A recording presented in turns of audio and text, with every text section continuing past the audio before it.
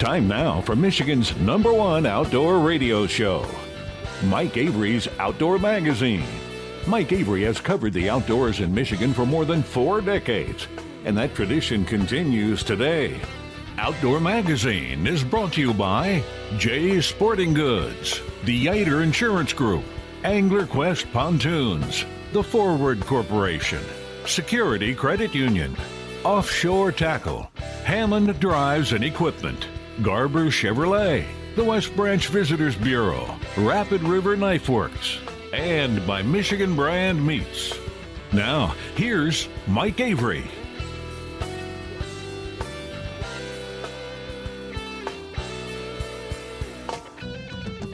Welcome to another edition of the Outdoor Magazine Show. Charlie, when you get a chance, it's a little loud. I can see you looking. You must be able to hear it from where you're at. Bring it up a little bit if you can. Oh, perfect. Charlie, Root. Charlie. Oh, it's too early for that. Welcome to another edition of the Outdoor Magazine Show here on the Outdoor Magazine Radio Network on more than 30 radio stations across our great state of Michigan. And so glad to have you along with us as we continue this celebration of the outdoor lifestyle, promoting, encouraging, defending, protecting as much as I can this outdoor lifestyle, hunting and fishing and shooting and trapping. The consumptive side of the outdoors. I don't talk much about hiking and biking and bird watching and camping and such things. Those are all honorable, outstanding, wonderful, beautiful outdoor activities. I support anything to get people outdoors, to get us away from the screens, away from the TV, away from the phone, and get in touch with and communicate with Mother Nature, just to be outdoors. The reason I concentrate on hunting and fishing and shooting and trapping, primarily the consumptive side of the outdoors, is because those are the areas that are under attack these days. The antis would just as soon take that away from us. So that's why I concentrate on those activities. Golf, I don't talk about golf. This isn't a golf show. I love golf. Not very good at it. We do have a golf outing coming up. I'll throw this in here right now. Coming up Friday, July 31st in West Branch, the 3rd annual Mike Avery Outdoors charity golf outing. But the golf outing is for an outdoor activity. It is for a group called Outdoor Mentors. Outdoor Mentors was formed to get kids in the outdoors. If we are going to continue this outdoor lifestyle, we need to do everything we can to get young people involved in the outdoors. And it is harder now than it used to be. When I was a kid coming up, what else was there? There was working on the farm, there was sports, and there was outdoors. There was hunting and fishing. These days, oh my goodness. Sports alone, travel ball. It's amazing to me when I look at my grandkids and I see how many things are tearing at them, tearing away at their time, their free time. School, of course, important. Family activities, of course, important. But sports, I'm telling you, and I'm a fan of sports. I think sports is wonderful. But when I see what sports does to young families, it is almost shameful. The amount of time that these coaches and these leagues and these tournament schedulers expect families to put into sports, it doesn't leave anything else. And that's just one facet, one aspect of what is out there these days. So anything we can do, you and I, can do to keep kids involved in the outdoors. That's why we're doing the golf outing. Go to outdoormentors.org/Avery if you would like to sign up to join us. Outdoormentors.org/Avery. You can sign up to play in the event and or sponsor the event. Always looking for sponsors because the reason we're having the outing, aside from getting together and having fun, is to raise money. Outdoormentors.org/Avery. I have had a chance to get out on the water. I was out there, did a charity charter last week.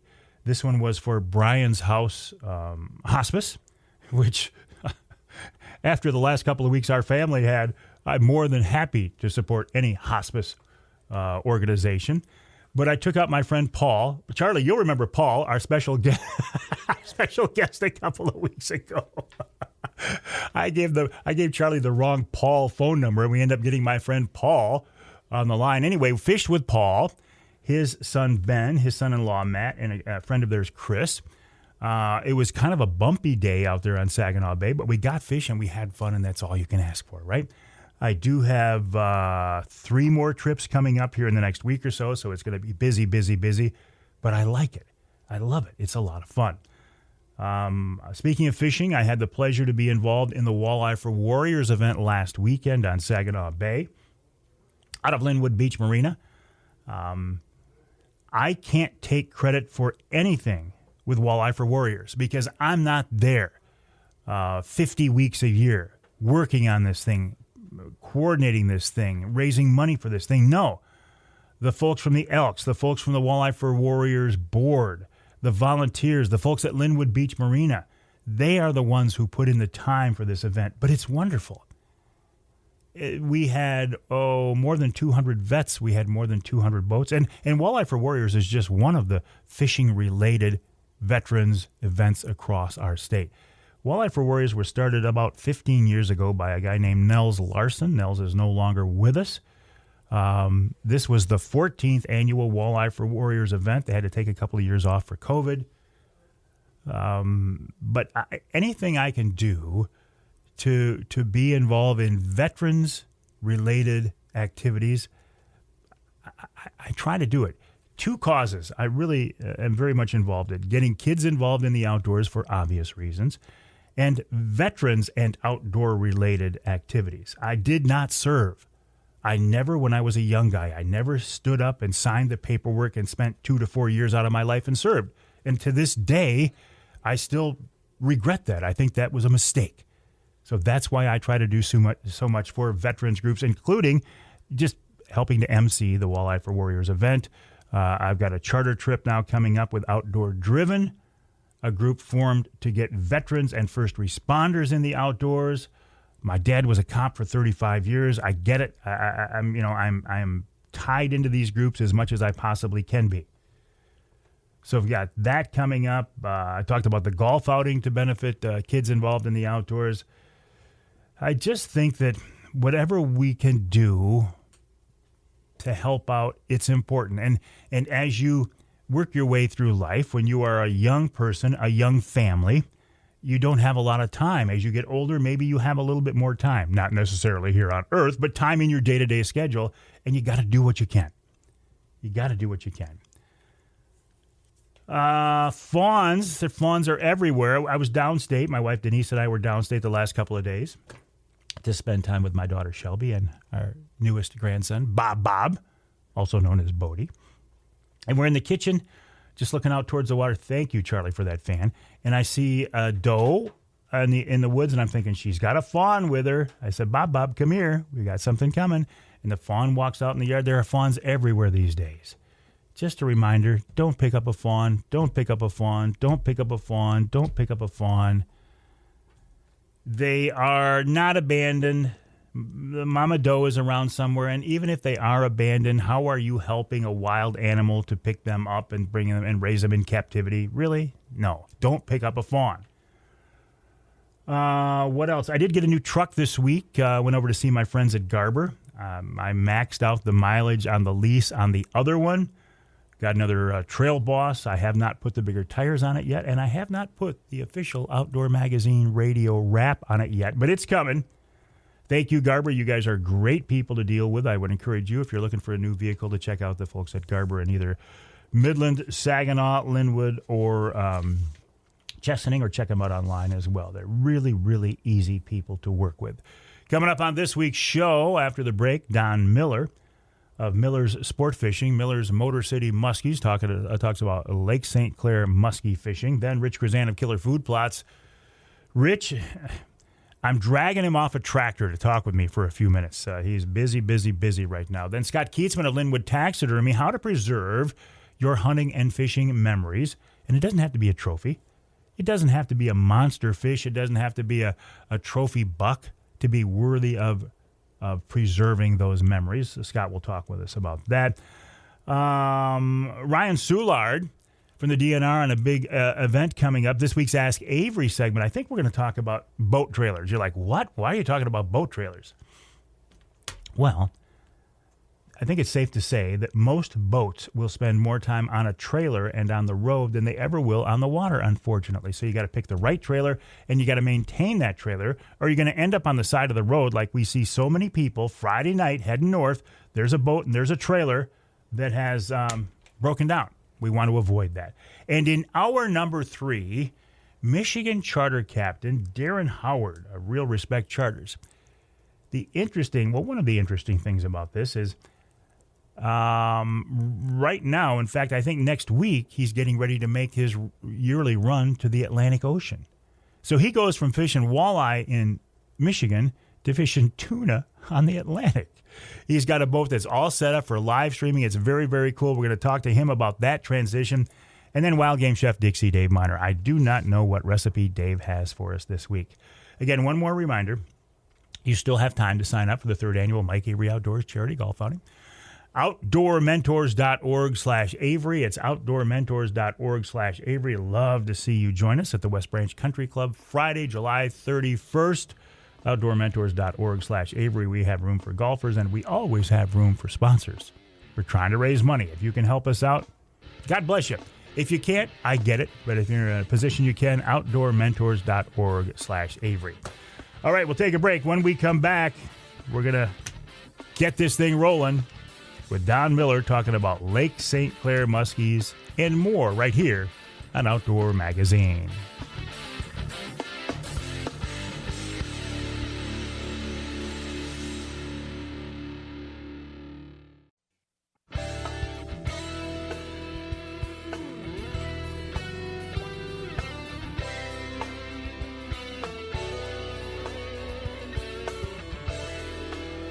You can hear the Outdoor Magazine show in Alpena on WZTK 105.7 FM.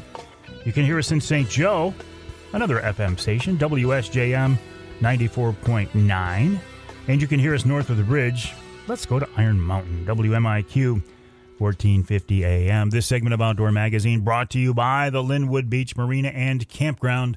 Linwood Beach can be your year-round Saginaw Bay fishing destination, your Mid-Michigan Angler Quest headquarters, and just great people. As I said, I was at the Walleye for Warriors event last weekend at Linwood Beach, and to see the crew, the staff there, open their arms and pitch in and help and work and plan and prepare. And it's not just Walleye for Warriors.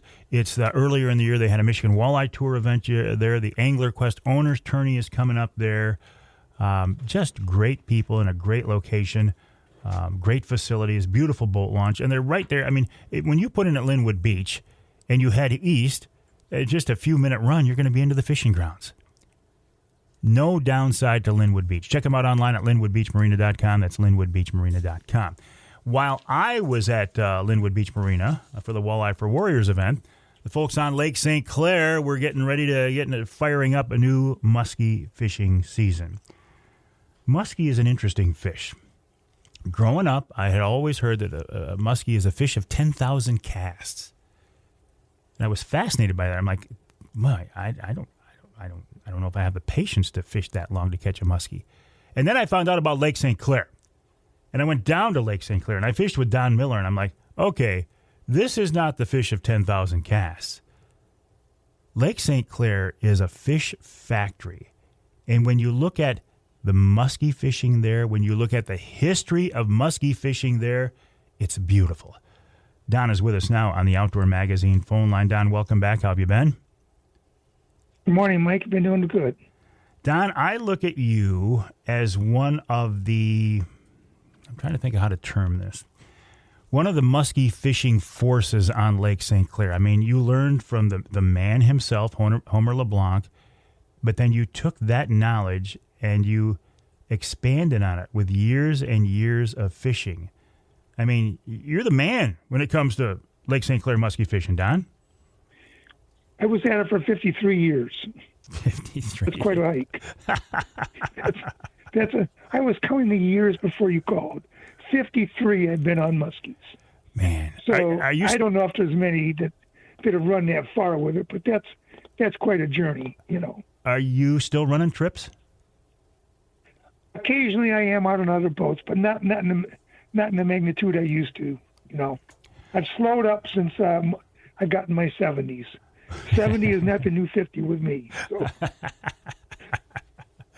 Well, God bless you for that. I mean, when you look at musky fishing on Lake St. Clair, back in those early days when Homer was out there in a little outboard and experimenting, and you look at what it is today, how has it changed, Don?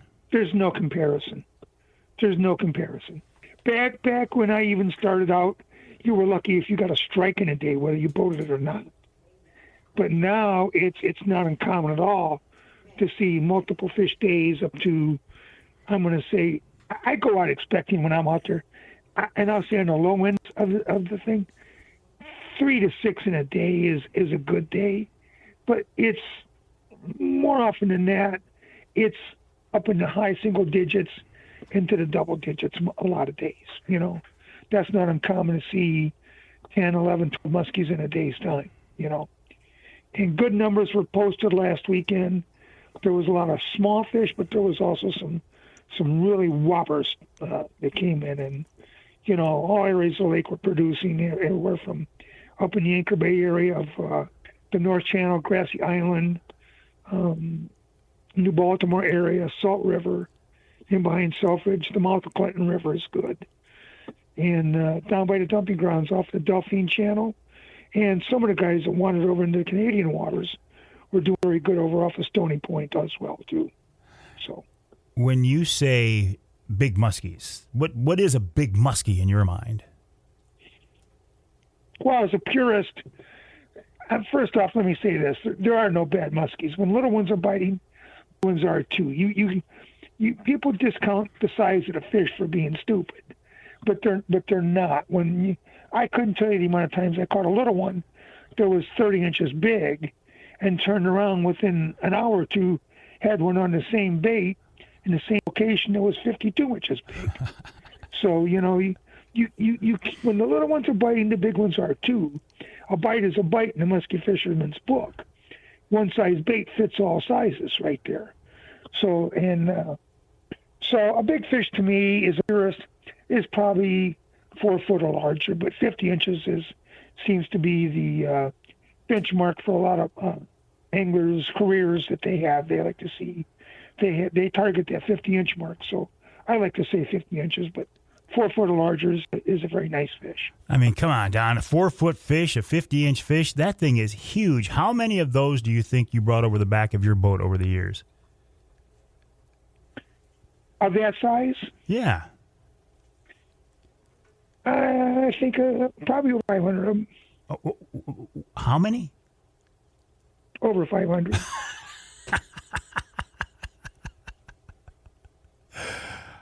Wow. And that's not counting the ones I've lost that I wished I could have seen.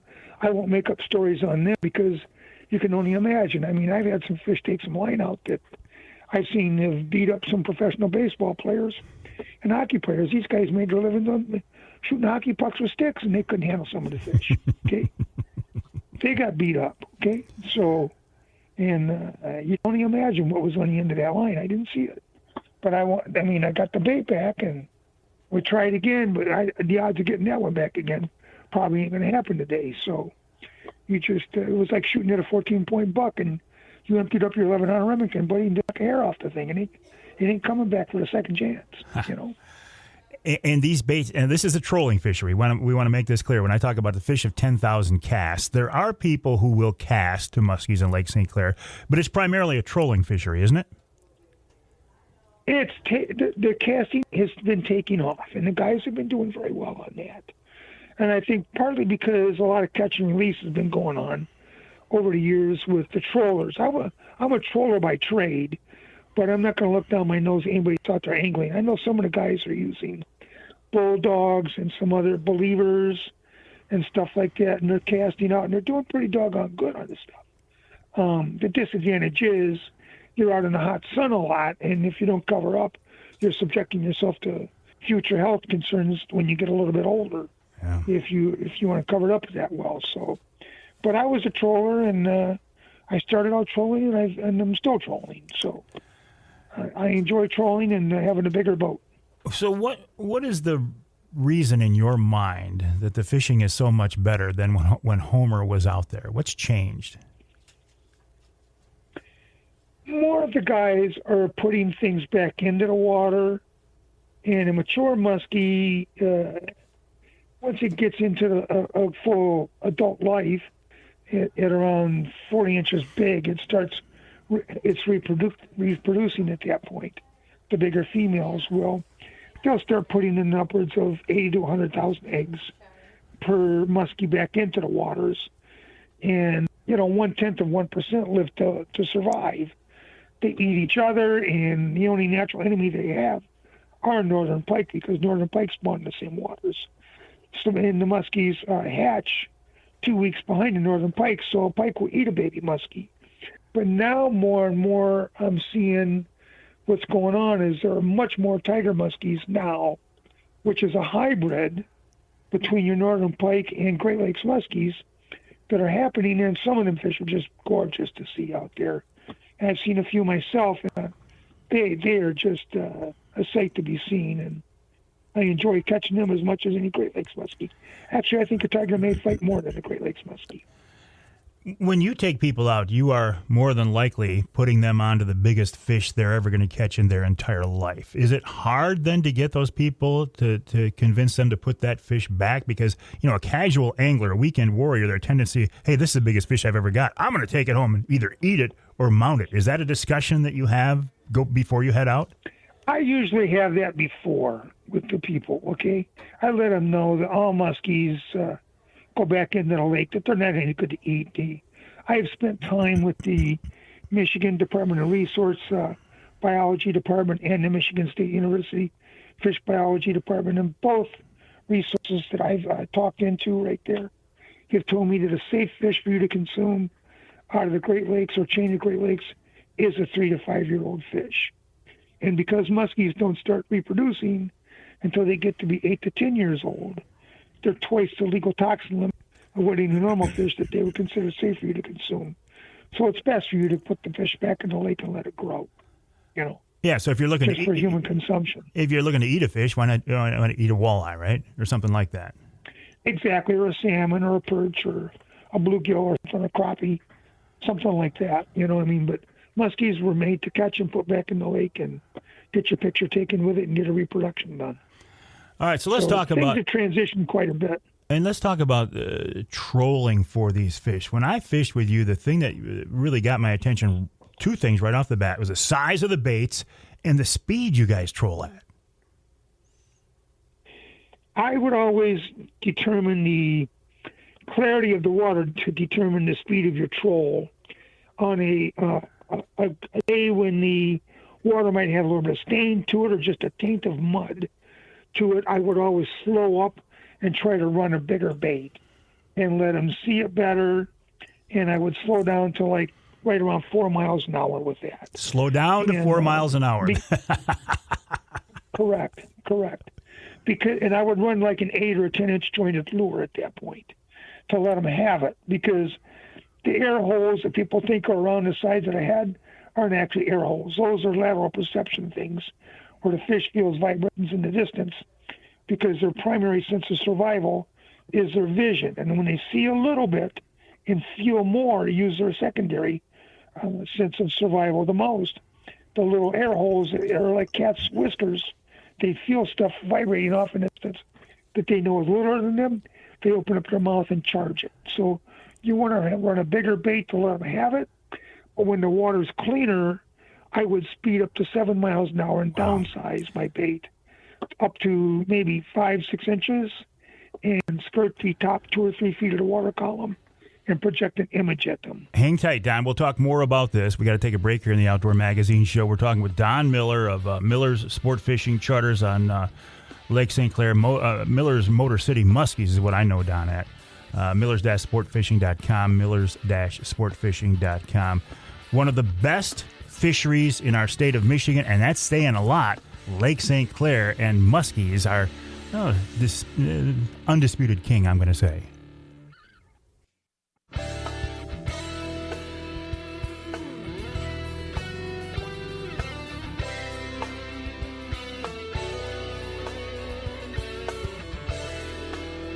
can hear the Outdoor Magazine show in Carroll on 2 stations, one of them being WKYO 1360 AM and the other WIDL 92.1 FM. You can hear us in Port Huron on the new 105.5 WPHM, and you can also hear us north of the bridge in the Sioux, WKNW 1400 AM. I don't know if I'm going to be going through the Sioux yet. I don't think so, because I think I'm going to get a Michigan bear tag. And if I get a Michigan bear tag, I will not be hunting in White River, Ontario. And if Ron St. Louis is listening, he's like, good, I wasn't saving you a spot anyway. This segment of Outdoor Magazine brought to you by Killer Food Plots. It's food plot planting season. And coming up later in the show here, in fact, the next segment, Rich Chrzan is going to join me to talk about food plot planting tips. We're also going to record another Killer Food Plots podcast here in a little bit as well. If you are in the food plot planting business or just doing it casually, check out Rich's website, killerfoodplots.com. That's killerfoodplots.com. Talking now about Lake St. Clair musky fishing. It is a gem in our state. If you like to fish for big fish, and you haven't done this yet, put it on your bucket list. Find a captain on Lake St. Clair and head down for a day of musky trolling. It is absolutely an unbelievable experience. Don Miller has been doing it for 53 years. He learned under the legend himself, Homer LeBlanc. And Don, I still remember you taking us into Homer's basement and showing us around. Homer was gone then, but his wife allowed us in, and it was like I was in awe. So to have that experience, Don Miller, I can't thank you enough for that. That was a museum. Yeah. That was like a museum to everybody that went down there, you know. He had something from everybody and everything down there. So it was, he never threw anything away either. Homer could make a fishing lure out of anything. And I love fishing with the guy. I would go out with him, and you know, he was a unique individual. I have a lot of good memories with Homer on a boat with me. And I never quit learning from the guy until he was gone. Yeah. Yeah. And you meant like he invented the down rod throwing. Oh, let's talk about that. Because when I saw that on your boat, I thought, Don, there is no way a fish is going to come into that prop wash and hit that bait. But man, did you prove me wrong. You know, everybody was always amazed when I would put that rod out with a 16-ounce sinker ball on it, or a 20-ounce ball inline sinker, and put that bait 5 or 6 feet behind the boat back there. And they said, there's no way that'll work. And, you know, they were always amazed when it did take off, and there'd be a lunker laying on the end of that line, you know. So that's an ideal place to disguise your baits, because you have to figure muskies as an opportunist. They don't want to really chase stuff around the lake at the speed that they can strike at 20 to 40 miles an hour. They want to look for an easy prey and something floundering in the backwash without a prop wash bubbles that this guy looks like a piece of wounded bait fish from the boat, possibly. It really entices them to come up and strike at it and give yourself quite a contest going on there. So I caught a lot of fish off those down rods. And they're short, they're pointed straight down at the water. But the rod tip's about 6 inches off the water. And you only let out about 5 feet of line back there. And Homer invented that method. When you're the top of the food chain of water, you don't have any natural enemies, and you don't know what boats are. You just look at everything as a potential meal, you know. So he started doing that back in the 30s, and it worked. And he told me that he figured that out down in Florida. He came back up and applied it in Lake St. Clair, and it worked up here too. So I think it's a natural instinct. If you're a predator, you don't have any natural enemies there. You don't know what a boat is. Put the bait close to the boat. What's it like for your clients when they get a 4-foot fish, a 50-inch fish on the end of the line? What's that experience like for them? They're very excited to see the fish. They had no idea that fish that big would fight so hard. And, you know, they said it definitely wasn't like reeling in any bluegill or walleye or anything else that they've ever caught. they said it was like fighting muskies, like fighting northern pike on steroids or something, or a salmon on steroids. They fight you every inch of the way until they get back into the boat. And they're very surprised. They just had no idea the fish that big could possibly live that close to Detroit. And I think that if you really talked about world-class musky fisheries anymore, I think we have to raise Lake St. Clair's name in the conversation. Yeah. I mean, you could talk about the St. Lawrence River, the Allegheny River, what else? Eagle Lake and the chain of lakes. But you have to bring Lake St. Clair because it's just gotten so big to where I would venture to say that Lake St. Clair on any given day has the potential to produce more 50-inch class fish on any one day than any other 6 or 7 bodies of water I just mentioned. And that is such a great story. It's so close to so many people. And Don Miller, you spent more than a half century out there doing that. I always enjoy our conversations. Good luck to you. Good fishing, and you and I will stay in touch. Thanks, Mike. Don Miller of Miller's Sport Fishing Charters, Miller Motor City Muskies. This guy has put more big muskies in his boat than anybody in 3 lifetimes I can think of. And he's had a lot of pretty cool people on his boats over the years, too. I was one of them. Not the cool people, but I was one of them on his boat. We'll take a break. When we come back, another cool guy, Rich Chrzan of Killer Food Plots, right here on Outdoor Magazine.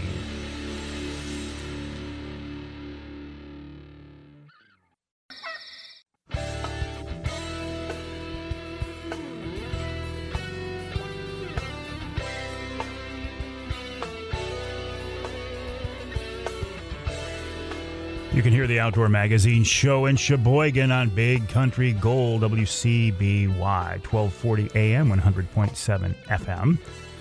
You can hear us in Muskegon on WKBZ, 1090 AM, and north of the bridge in Marquette, WDMJ, 1320 AM. This segment of Outdoor Magazine brought to you by the Truck Trolley. I just swapped out my truck trolley. I took it from the old Trail Boss to the new Trail Boss, and honestly, I bet you it didn't take me 5 minutes. If you need a truck, you need a truck trolley. It provides you access to your entire truck bed without leaning over the tailgate using your old man stick and trying to reach to the front of the truck bed. You just pull out the truck trolley, and there it is. Check them out online at trucktrolley.com. That's trucktrolley.com. While you are online, my website, MikeAveryOutdoors.com. And then jump over to killerfoodplots.com. Killerfoodplots.com, an excellent website from an excellent company, and it is the food plot planting season right now. And I suspect that we have pulled Rich Chrzan off his tractor, or maybe he's still sitting on it as he talks with us on the Outdoor Magazine phone line. Rich, welcome back. How are you? I'm doing well, Mike, and yourself? Good. Are you on the tractor, or did we pull you off? You did pull me off. I was actually loading up fertilizer in the spreader and timed out pretty good for us. So.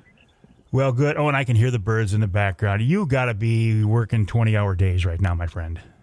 Oh, Mike, I worked through the rain yesterday. I was spraying our Soil Defender 1055 fertilizer because that stuff loves, it's a liquid and it loves the rain way more than I did. But, it's something I can do while it is raining. And it gave me a chance to figure out that my once very expensive rain suit is now junk. So it was a good day, I guess. Rain suits, that's a whole different topic right there. It seems like they're fine when you don't need them, and when you need them, they always leak. But rain, any rain right now is a blessing, isn't it? Yes, it is. As long as it's not like earlier in the spring, and a couple of good soakers is good. We don't need it all at one time. You get 3-4 inches in a 24-hour period, and it just overwhelms, and the fields start holding water and the seed starts rotting. So.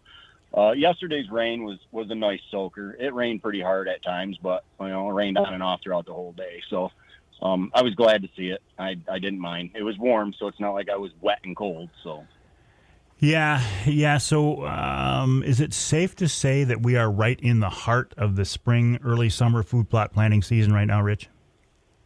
Yeah, we're right on the tail end of doing screening. It's a switchgrass. That's a pretty tight window right now. Border Patrol, our Border Patrol and our smoke screens can still go in. I generally stop around the second week of June doing that. So that's what my real big push is right now, is trying to get the screening in for the early season customers, and then we can put in more basic food plots throughout the rest of June. So it is go time. I'm motel living right now for sure. I go home on the weekends, and I'm experiencing a little bit of trailer issues today, so I don't know if I'm going to get home before the weekend or not, and I have to take it in and get it worked on. So fortunately, I found a gentleman here in Clio that can do it. So we're still on track. I guess I don't have to work an 18-hour day today because I'll be stuck here tomorrow and probably Friday too. So. Well, and it seems like things are kind of working against us right now, because we have had just wonderful, good plans for you to come out to our lease property, and things got in the way on our end. Now things are getting in the way on your ends. We'll do our best, won't we, Rich? Yeah, we will, Mike. I mean, life is crazy, right? That's one thing that you just there's never a known for that. Things change, and, we got responsibilities other than jobs and planting food plots. So yeah, I understand life's busy, but we'll get together. We'll make it happen. Yeah, we will make it happen. I always say sometimes life gets in the way of life. The website is killerfoodplots.com, killerfoodplots.com. So Rich, just to wrap it up, and we'll talk again later today as we record this month's podcast, but it's not too late to get seeds in the ground for this season yet, is it? No, it's not. I usually will plant.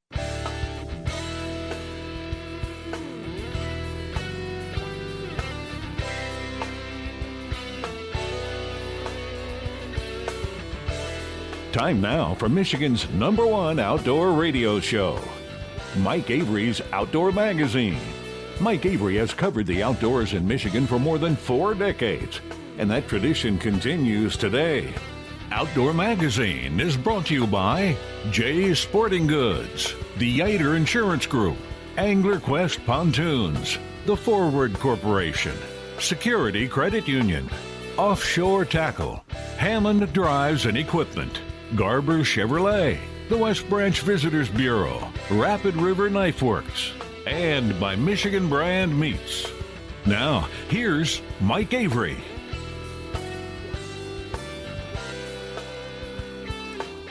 Indeed, this is the big guy, Mike Avery.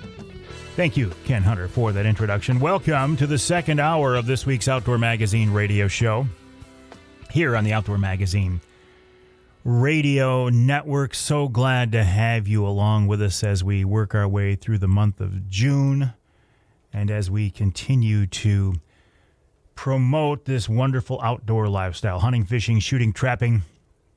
We talk about also, wildlife issues, conservation issues, even some wild game cooking. In fact, we will wrap up this week's show once again with wild game chef extraordinaire Dixie Dave MInar. This is a radio show. It's Outdoor Magazine Radio. And I say each week the best way to listen to the show is on your local radio station, your local AM or FM affiliate station. I've got more than 30 of them across the state, and that's no small feat. I mean, honestly, this is, and you're not supposed to be boastful, and I'm not blowing my horn, but this is one of the biggest statewide outdoor radio shows in the country. And thank you for helping to make that happen. If you weren't listening, this wouldn't be possible at all. So again, please listen to the show on your local radio station if you can. If not, if your local station doesn't carry all 3 hours of the 3-hour show, or if you live in some part of our state not covered by the broadcast signal, there is a podcast version of the show available as a backup. The podcast is exactly like the radio show. The content is the same, but you hear it somewhere other than on your local radio station. You can hear it on my website, MikeAveryOutdoors.com. It's on my Facebook page, and pretty much all of the usual podcast outlets, including, iHeart, SoundCloud, Spotify, yada, yada, yada. You know how to find a podcast by now. Just do a search for Outdoor Magazine Radio or Outdoor Magazine Podcast or Mike Avery Outdoors, and you will find it. I am fascinated by podcasting, though. I think it is a wonderful, fast-growing form of communication. I do podcasts each month for 3 of my advertising partners, including Offshore Tackle, Angler Quest Pontoons, and Killer Food Plots. At the end of the first hour of the show, you heard Rich Chrzan. Rich and I will touch base again when we get done recording this show to record this month's Killer Food Plots podcast. But thank you. Again, I can't say that enough. I've been doing this for a long, long time. This is my 45th year in broadcasting. Yeah, I started when I was 10 years old. Not really, but you get it. And it means a lot to me to have your support. I've met a lot of wonderful people over the years, and I'm thinking right now of a guy that I don't work with so much anymore because he's moved away. R.J. MInar. I used to work with R.J. when he was at the Trophy Room Taxidermy Studio in Jay's Sporting Goods. R.J. and I became great friends, worked together on a lot of projects, and a few years ago, R.J. just up and moved. I said, R.J., who am I going to work with now? He said, you need to work with Scott Kietzman at Linwood Taxidermy. So for RJ to recommend Scott Kietzman, that's all I needed to hear. I got in touch with Scott, and we've been working together ever since. And he's with us now on the Outdoor Magazine phone line. Scott, welcome. How are you? Hello, Mike. I am doing great. And speaking of RJ, I don't know if you talked in a while. I talked about a week ago, and I'm sure you'll be pleased to know he is doing great down in Tennessee. RJ is one of those guys who's always doing great, isn't he? No matter what he's doing or where he's at, he's just got the attitude. That guy is in a good place. Absolutely. Yeah. Hey, before we talk about taxidermy, which is the topic of discussion here coming up, I got to go back a few weeks ago to your springtime turkey hunt. You sent me a picture. I posted it. I found what you did fascinating. Tell me about your turkey hunt this year, Scott, and actually the previous year too. Yeah, I've done this 2 years in a row now. Fiddle around with this Taurus 410 pistol. It's just a blast. If you're a pistol guy, I'm really not. I don't have a whole lot of use for them, but I do like to go out recreational shoot. And, and I'm a big 410 guy. So I found this pistol here, 3 years ago, and ended up buying it and was farting around with it. And I don't know, I had the harebrained. I'm not a turkey guy. I don't really care about turkeys. It probably breaks your heart. It does, but you're forgiven. Yeah, I'm not really a big turkey hunter. I don't do this, but I thought, if I'm going to do it, let's have some fun doing it rather than just go out there with a 12 gauge or something, blow one away. So I did all the normal stuff, pattern the gun, found the right shot, blah, blah, blah, all that stuff you're supposed to do, and which I find enjoyable. And lo and behold, I was fortunate enough, man, to shoot these turkeys at like 10 paces. In fact, this year was about 5 paces. He was literally, just past the end of the barrel. I highly recommend, mixing it up a little bit when you get a chance, and doing some different things with weapons to get in close and take animals. It's really a thrill. And I'm a huge fan. After this last turkey hunt, I'll tell you sometime in person how this all down. After this last turkey season, I'm a huge fan of turkey hunting. Really? I had an absolute blast. Oh, good. Yeah. I'm glad to hear that. I'm glad to hear that. Yeah. Well, 410, I've been hearing for the last several years from some pretty hardcore turkey hunters that 410 is a very interesting option. You just got to, make sure you're nice and close to the bird. But then when you added the handgun perspective to it, I said, Scott Kietzman, you went over the top with that one. It was fun. And don't let anybody fool you. I've shot deer, turkeys. I've shot a lot of animals with 410s and slugs, obviously for bigger game. And I have full intentions of you seeing a picture this fall, this rifle season, of me with my buck, with my 410 pistol. No kidding. I carried it with me last year. It's extremely accurate out to about 30, 35 yards with a 410 slug. Open sights, no scope, extremely accurate. And I have no doubt that I can take a deer with this gun. I carried it with me last fall. Never had a close opportunity during the firearm seasons to take a deer, but I did have it with me.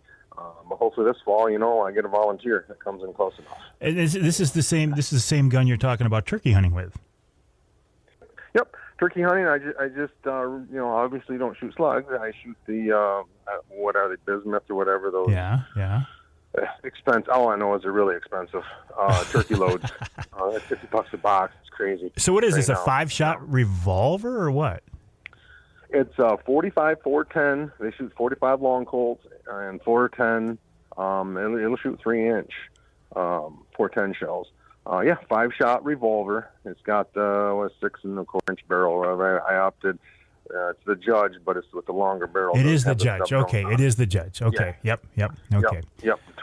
I think they call it, there's a judge and the executioner. I think they call it the executioner, the one with the longer barrel. Don't quote me on that, gun guys out there. I'm not that deep into it, but it is the tourist judge model with the longer barrel on it. Gotcha.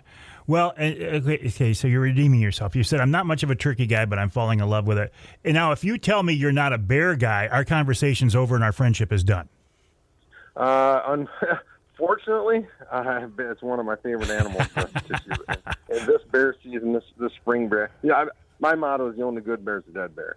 I might get some flack for that, but I just love shooting them. I love eating them. I love hunting them.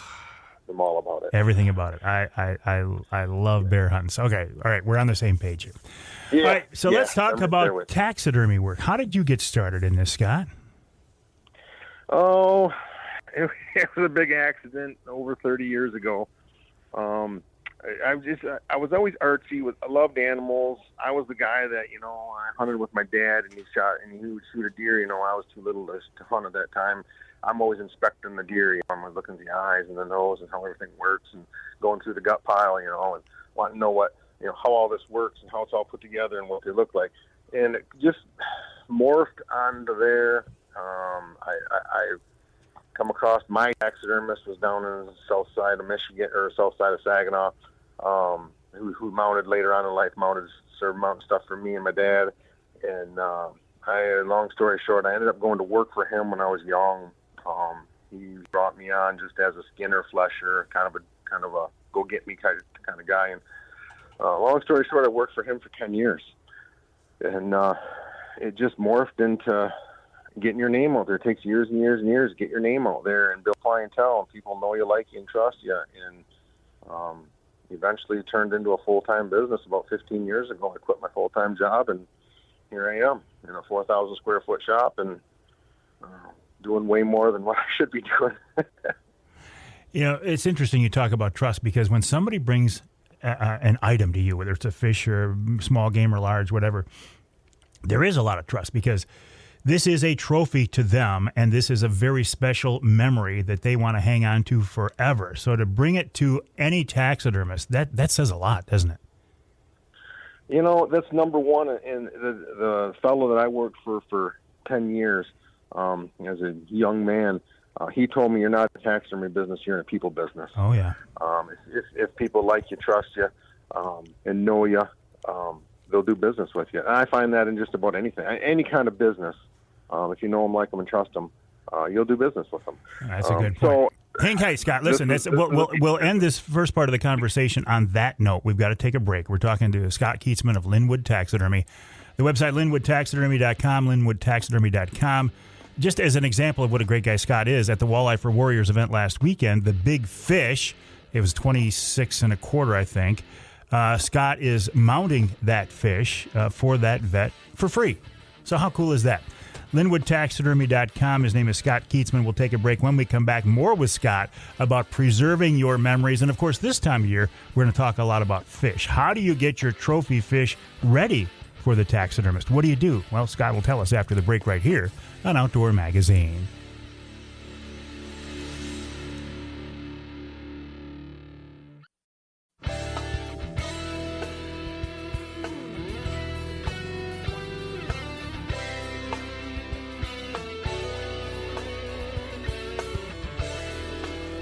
You can hear the Outdoor Magazine show in Houghton Lake on 98.5 WUPS. You can hear us in Holland on WHTC 1450 AM, 99.7 FM.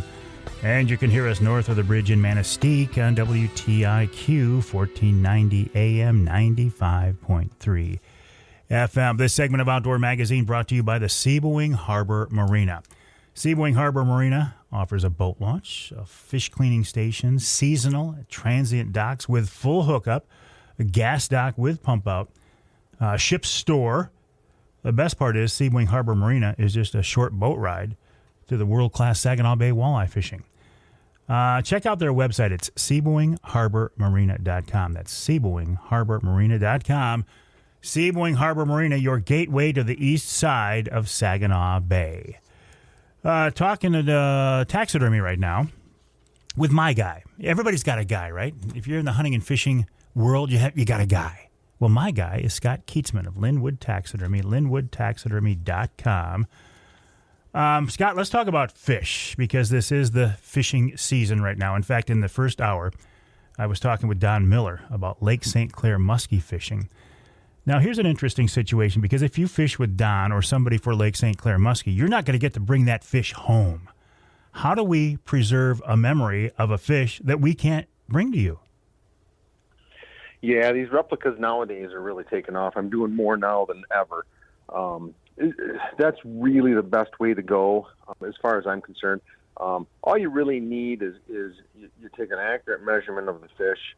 For us to do a replica of your fish, we need a length measurement and a girth measurement, which would be the widest part of the fish.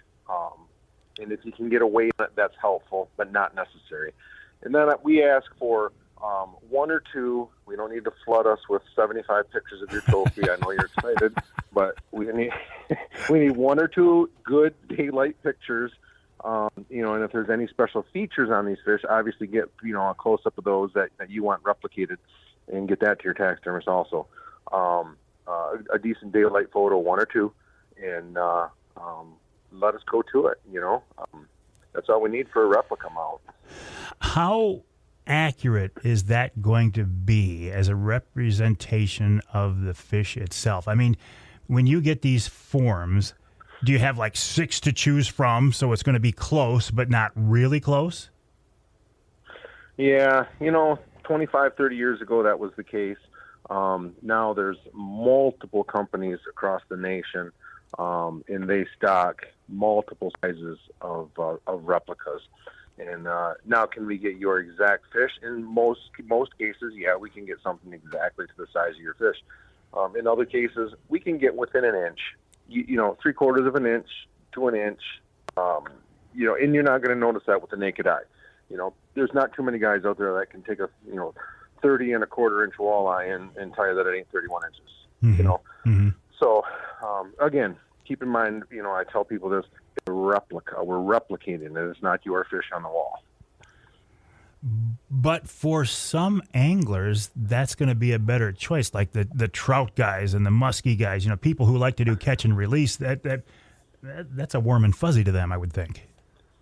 Absolutely. It's a warm and fuzzy to a taxidermist too. We love most of us love doing replicas. Not that they're easier; this is a whole lot cleaner. They come out prettier. You don't have a risk of any spoilage, damaged fins, cuts down the back, missing scales, shrinkage. All that just goes away. These replicas nowadays, they come. We paint them up and they're beautiful.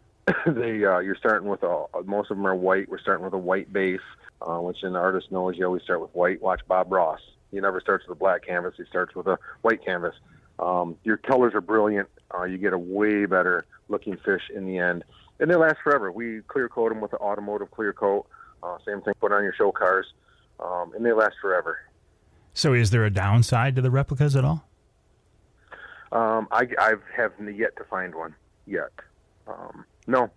in my not so professional, or what do I call it, opinion? No, you are a professional. It is your opinion, yeah. Yeah. I tell my customers, if it's my fish, I do a replica of them. If I want to put my trophy on the wall, I do the replica. But there is a large population out there who want, quote unquote, their fish on the wall. They want it, sure, a skin mount of their fish, and there's nothing wrong with that either. Today's products, today's materials, those should last a very, very long time on the wall if they're mounted correctly. All right, so let's talk about that. You got a big king, a big salmon, a big walleye, whatever. What can we do on the water to help your job as a taxidermist make more sense? You do the best you can do, especially with salmon because they're so big, and they beat themselves up in the coolers. Walleyes do swarm around the live wells. We get fins and missing scales and damage done to the fish just in storage. But you just do the best you can. You get it out of a live well or out of a cooler as fast as you can. Get it laid flat and wrap it in plastic. That's the thing, plastic. People want to wrap them in cardboard or lay them on a piece of wood. No paper products against the skin of your fish. All the paper products do, wood, cardboard, even freezer wrap, even though it's waxed, it's still paper, draws moisture out of the fish. And then you stick it in the freezer. Now you've got double action. You've got the freezer pulling moisture out of it, and you got the paper, wood, cardboard up against the skin, pulling moisture out of it also. Wrap it in plastic. Saran wrap it. I don't recommend vacuum sealing. All vacuum sealing does is draw the bacteria to the surface of the skin.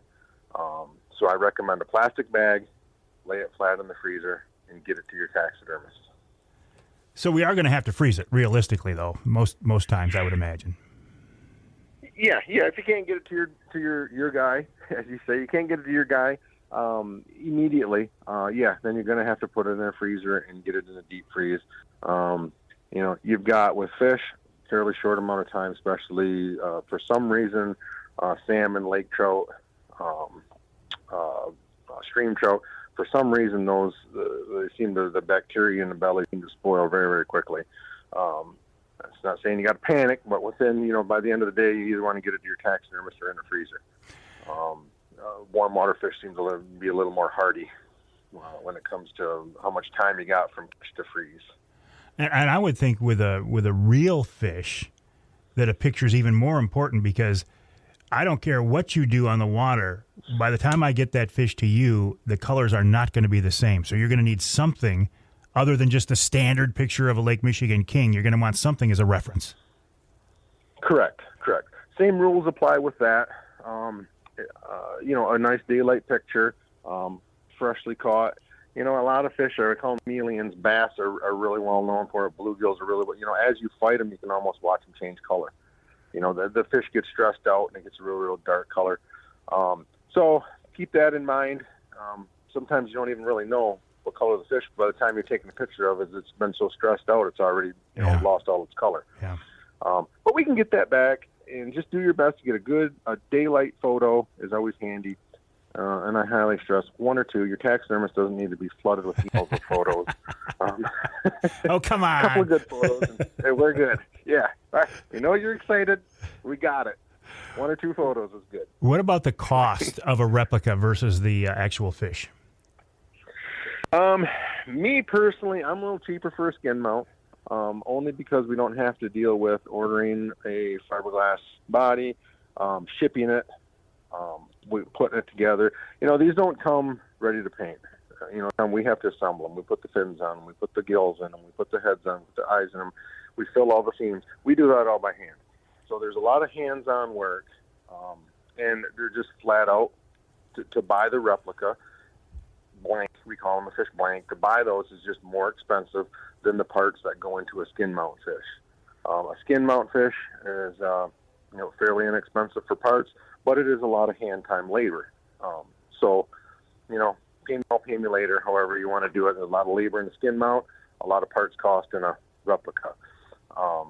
So we can eat some of the parts cost in a skin mount. The replica is what it is. We have to buy that. And they are more expensive. So typically, the replica is about 1.5 to 2 times more than a skin mount. But the quality and longevity you're getting from a replica is, in my opinion, it's a no-brainer. It's hands down the way to go. When I look at a good taxidermist, I see somebody who has a lot of patience, but I also see an artist. You guys are, there's no doubt, you are artists. We are artists. I personally went to college. I don't have a degree, but I did go to art school. So you learn a lot of stuff there, how to lay colors and mix colors and things like that, and how things go together and color spectrum.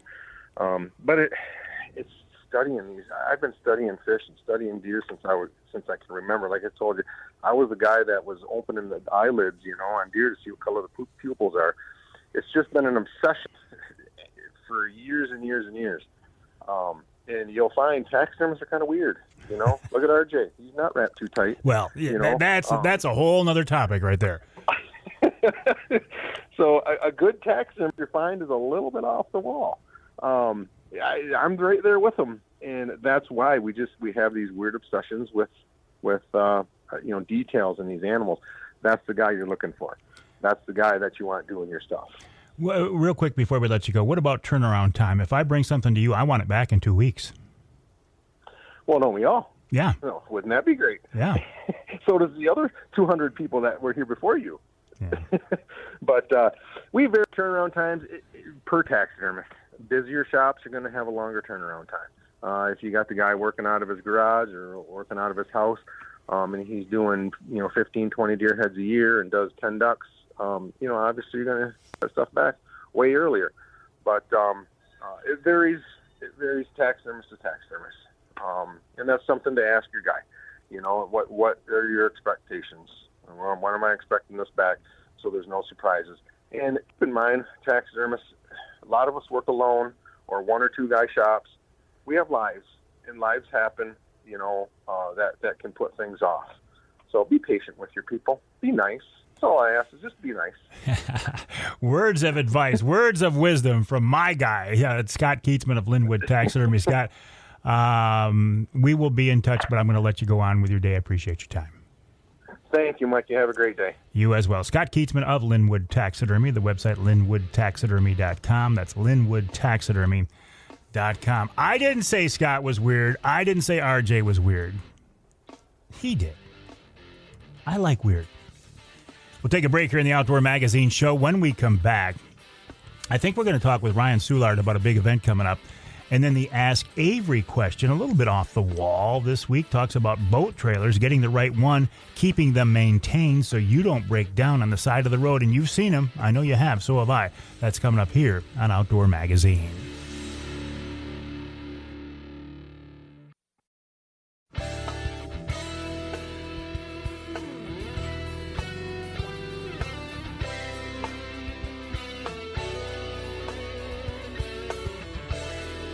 You can hear the Outdoor Magazine show in Houghton Lake on a second station, The Twister, 92.1 WTWS. You can hear us in Lansing on WILS, 1320 AM. And you can hear us north of the bridge in Escanaba, the Riviera of the North, WCHT, 600 AM, 93.5 FM. This segment of Outdoor Magazine brought to you by Versa Skins. Just change your skin for the season you're in. Why buy a bunch of different sets of expensive hunting clothes when you can buy one good quality set, snap on, zip on an outer shell of a different camo pattern in just a couple of minutes? Check them out online at versaskins.com, versaskins.com, or go to amazon.com, do a search for Versa Skins brand. If you need big sizes, I'm talking 4, 5, 6X, Versa Skins has you covered. If you are a saddle hunter, Versa Skins can cover you there as well. Just change your skin for the season you're in, versaskins.com. The season we're in right now is pretty much fishing season. But you know what? The fall hunting season, forgive me for saying this, is not that far away. I'm already hearing from people saying, hey, waterfowl season's coming, bow season is coming. It is.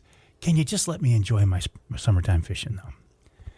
Ryan Soulard is a wildlife biologist for the Michigan DNR. In fact, he's a Saginaw Bay wildlife biologist with us now on the Outdoor Magazine phone line. Ryan, welcome. How are you? Hey, I'm doing real good. How you doing today, Mike? I am doing fantastic. Can I imagine in your world, Ryan, that you are thinking about the fall season already? Yeah, you got it, Mike. I'm sitting here live on location at the Fish Point State Wildlife Area out near Unionville, one of our wetland wonders that the DNR has, and one of the areas that I manage that we welcome several thousand waterfowl hunters to every fall, and we're going at it hard out here, getting the farming done and habitat work to be ready for early geese and teal on September 1st, and then into our middle zone duck season in October. Fish Point was one of the areas I always used to go to back when I was shooting a lot of video and had a TV show. I would go out to Fish Point, usually in March, and just watch the birds come through and shoot video of them. What a magnificent experience that is. No, you're right on with that, Mike. It's been remarkable being able to call this my workplace for about the last year. I've been with the DNR 18 years, been a Saginaw Bay duck hunter and walleye fisherman for a long time, and the opportunity that came forward to be up here, it's hard to fathom some of the sights I've seen in a short amount of time, and every day is different out here with migration, and you're exactly right. March this year around St. Patrick's Day, it was truly a magical place to be with how many ducks were out here alone. How cool is it to have a job that you really enjoy in an area that you love? No, that's 100%.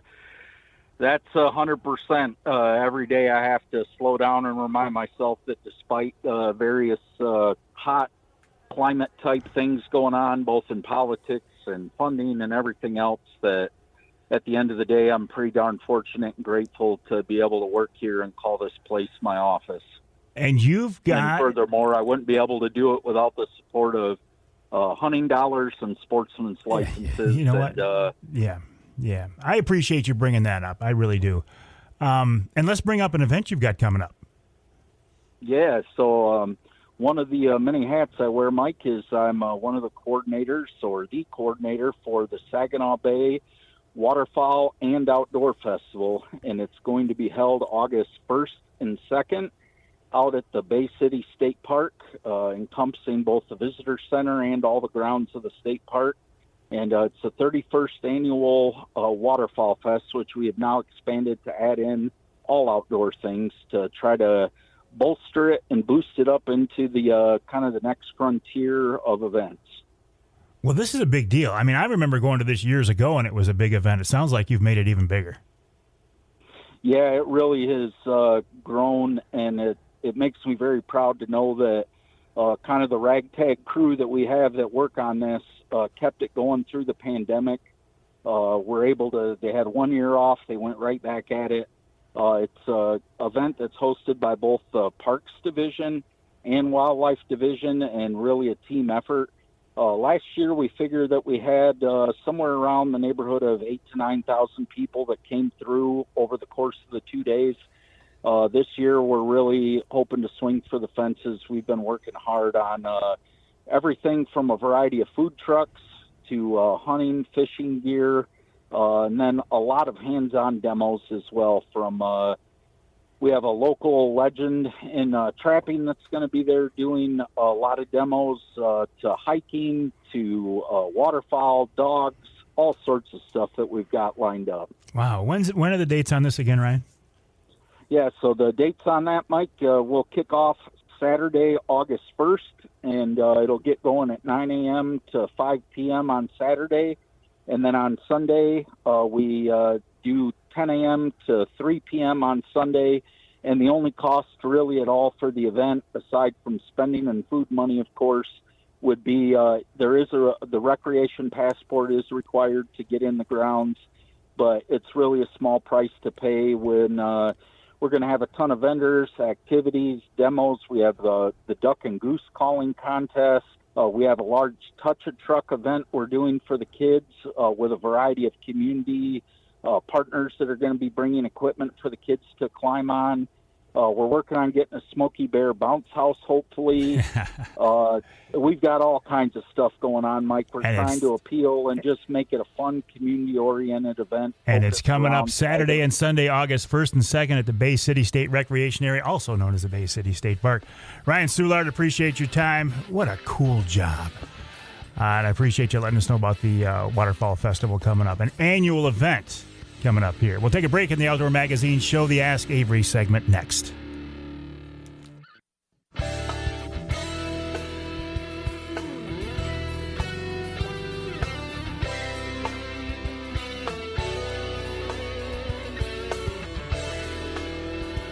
You can hear the Outdoor Magazine show in Ludington on News 97, 98, 98.7 WLDN, and you can hear us in the Thumb, Sandusky, in fact, on WMIC, 660 AM, 95.3 FM.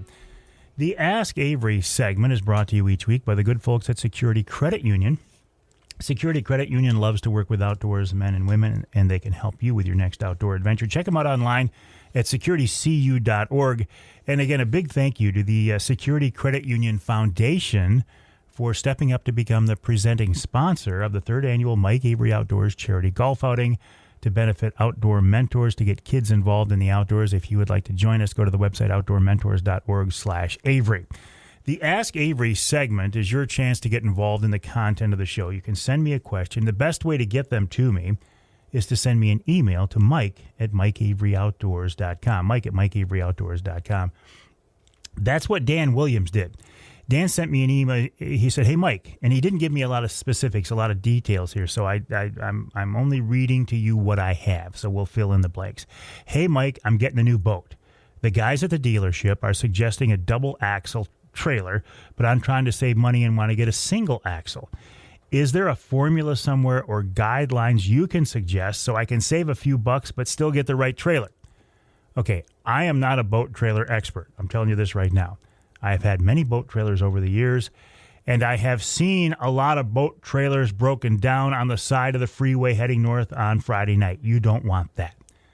But I do know boat trailer experts, and they're the guys at Linwood Beach Marina. I was at Linwood Beach last weekend for the Walleye for Warriors event, and I was reminded of what a great facility and great people there are at Linwood Beach Marina, including Scott Szfranski, who's with us now on the Outdoor Magazine phone line. Scott, congrats once again on hosting a wonderful event last weekend. Yeah, it really was great, Mike, and thanks for emceeing as usual, and we're looking forward to next year already. Yeah, June 5th and 6th next year at Linwood Beach for the 15th annual Walleye for Warriors event. Okay, Scott, so let's talk about this topic of boat trailers. I think it's often overlooked. It's an interesting topic because most boats are going to spend more time on the trailer than they are in the water. That's correct. And to start with the question that you had from the listener between single axle and tandem axle. I mean, basically, our rule of thumb. I mean, a single axle is fine for boats under 5,000 pounds, and then after that, you're going to go to a tandem axle. For better stability, low distribution, and just general safety. But when it comes to choosing that trailer, basically it just comes down to the support and the weight of the boat and the length of the boat. And a lot of people have heard the term GVWR, which stands for gross vehicle weight rating. And and basically what that is, it's the weight of the trailer itself, the weight of the boat, the weight of the motors, and the gear. So if a trailer has a rating, a GVWR rating of 5,000 pounds, and the trailer itself weighs 800, say for instance, it can carry 4,200 pounds of boat, motor, and cargo. So that's kind of the formula for weight, if you will. Gotcha. Yep. And as far as length goes, we do a couple of different things. We deal a lot with pontoons, tri-tunes. Say for instance, we were looking at a trailer for your Angler Quest. Basically what we'd want to do is we'd want to support the pontoon logs, the majority of the pontoon logs, subtracting the nose cone. So basically, if you took a measurement from the where the nose cone weld is to the main pontoon log and go back, that's what we're looking to support. And then on a V-hull, I tell people the bow eye, you draw an imaginary line through the boat from the bow eye to the transom, okay, and that's going to give you,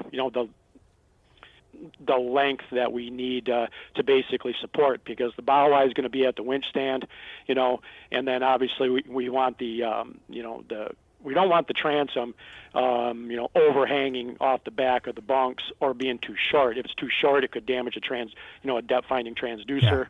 Yeah. So we just want to match that as close as we can. And real quick before I have to let you go, what about maintenance? I see these boats on the side of the road. The tires are off. I'm thinking it's wheel bearings. Is that all you have to do is just keep greasing the bearings? Wheel bearings is an annual type thing. I'd have to say that's the biggest failure that we see, every year. But basically, generally with maintenance, before we go, before every trip, check the lights, tire pressure, coupler latch, and safety chains. Annually, though, get those bearings checked, check the brakes, check the frame, check your lighting harnesses, things of that nature. One other thing that I'm going to mention, for those that are listening, is that a lot of people have the towboat policy for on-water towing, Mike. And I just paid my bill for this year, and for $15 extra, you can get the on-road towing service from Towboat US. Oh. And it's 100 miles of roadside towing. flat tire assistance, and hey, even with the best preparation, we all know something can go wrong once in a while. Absolutely. And, it's very cheap insurance. So, I didn't realize that, Scott. towboat. Yeah, I didn't realize that. Appreciate your time. Scott, thanks for stepping up, answering this week's question. Scott Szfranski of Linwood Beach Marina, linwoodbeachmarina.com. Thank you, Dan Williams, for sending me the Ask Avery question to Mike at MikeAveryOutdoors.com. And thank you, of course, to Security Credit Union for making this segment possible and for becoming the presenting sponsor of this year's Mike Avery Charity Golf Outing. We'll take a break for the top of the hour. When we come back, a Michigan charter boat captain who's getting ready to head to the Atlantic Ocean to fish for tuna. From walleye to tuna. I bet he uses different gear for that. Coming up in hour 3 of this week's Outdoor Magazine.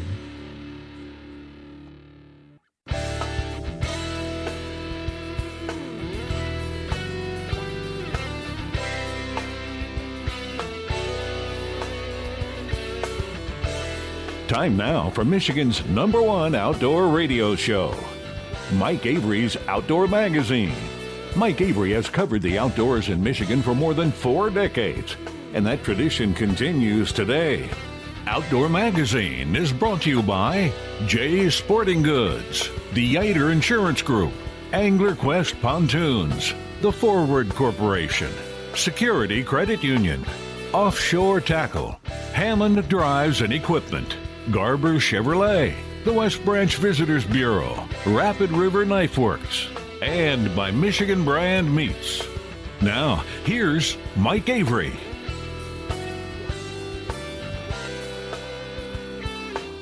Indeed, this is Mike Avery, the big guy. Thank you, Ken Hunter, for that introduction. Welcome to the third hour of this week's Outdoor Magazine radio show right here on the Outdoor Magazine Radio Network. On more than 30 radio stations across this great state of Michigan. And as always, so glad to have you along with us. My first guest this hour is a guy who I find fascinating. And I'll be honest, I didn't know as much about him as I should. His name is Darrin Howard. He's a charter captain. I only knew Darrin as the Michigan guy who went to the East Coast to fish for tuna, which is pretty cool in itself. I had seen him at Jay's Sporting Goods. I had seen him at events for Greenway Outdoors. I knew him to be a good, solid guy, a great angler. But I forgive me for not knowing this. I didn't know that he was also fishing here in Michigan. And then I see him last week at Linwood Beach Marina, the Walleye for Warriors event, in this beautiful boat, just rigged out to the gills, pun intended. And I thought, oh, he fishes here too. I didn't know that. So I'm saying that, knowing that Darrin is on hold right now, as a way of sheepishly admitting that I didn't do my homework like I should. Darrin's with us now on the Outdoor Magazine phone line. Cap, welcome to the show. How are you? Good morning, Mike. Doing great this morning, sir. I apologize, Darrin. I didn't know you spent as much time fishing here in Michigan as you do. Oh, there is nothing better than fishing in Saginaw Bay for walleye and Lake Michigan for salmon, up to Standard Rock for the Lakers. All those really cool trips are just, Michigan is just one of the best sportsman's paradise in the world.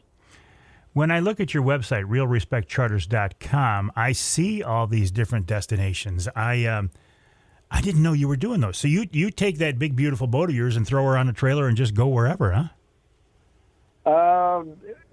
As I can, yes. It's that's not a fun adventure. It's all wide load permits from wherever I have to go to. But absolutely. If there's an adventure and I get the right inspiration, I got to do it. We only live once, and we might as well get out and enjoy this beautiful, vast country that we have. How did you get started in the charter business in general? Well, I fished all of my life, and I was one of those kids that I loved to play baseball and I loved to fish. And I went to the streams or ponds or whatever nearby when I was 8 years old, 9 years old, and my parents trusted me not to fall into the rivers when I was fishing them, and I had to walk. I had to fish. So for many years, I fished out Lake Erie, out of Luna Pier, for walleye, and as much as I love fishing Lake Erie, it's still second place to Saginaw Bay. It's still and it's just, Saginaw Bay is still second to none in the world for walleye fishing. So I've just all my life, I bass fished. I did some tournaments when I was younger, some pro-am tournaments and things like that. But my family life just didn't allow me to do tournaments full time. And I still love to fish, but I love to get people involved in the passion that I have for fishing. In their passion for fishing, I can't get enough of it. I enjoy so much to see that 9-year-old boy pulling that 24-inch walleye and the high fives and the pictures being taken, and just the enjoyment of that atmosphere is just, there's nothing like it.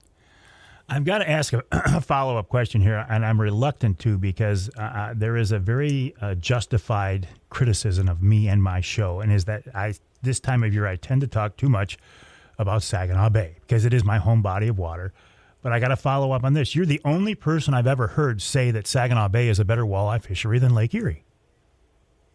Well, I grew up, like I said, fishing out of Luna Pier and fishing the dumping grounds out there for walleye with the Erie dearies and crawlers and crawler harnesses. And there's no doubt Lake Erie is phenomenal. But what I understand, the 77 million walleye there in Lake Erie have a tendency to want to swim to Pennsylvania come summertime. Well, Saginaw Bay, like a bowl, kind of holds those fish in there.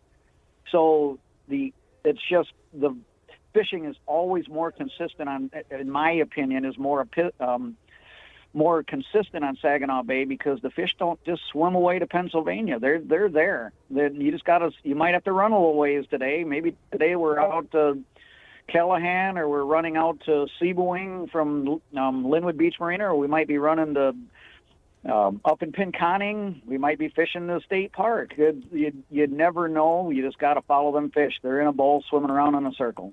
Well, speaking of following fish, pretty soon here, in fact, real soon, you're getting ready to put that big, beautiful boat on a trailer and make a trip to the Atlantic Ocean on a fish that's a far cry from Michigan walleye, Cap. It is. Where walleye is the family fun trip for everyone, for a family. The giant bluefin trips are the grizzly bear hunt out of Kodiak Island with a bow and arrow. The only difference when you shoot that bow and you now got that 1,000-pound grizzly bear, now just imagine playing tug of war with him until he gives up. That's what bluefin is. It is not the family fun adventure. This is the crazy. Are you man enough to deal with all of this? The anxiety when you're 8 hours into it and your arms are falling off your shoulder because they're just wore out. It really begins to test the metal that you're made out of. Can you keep going? I've had battles 11 and a half hours. I can tell you there's a lot of effort that's involved in that by everyone involved.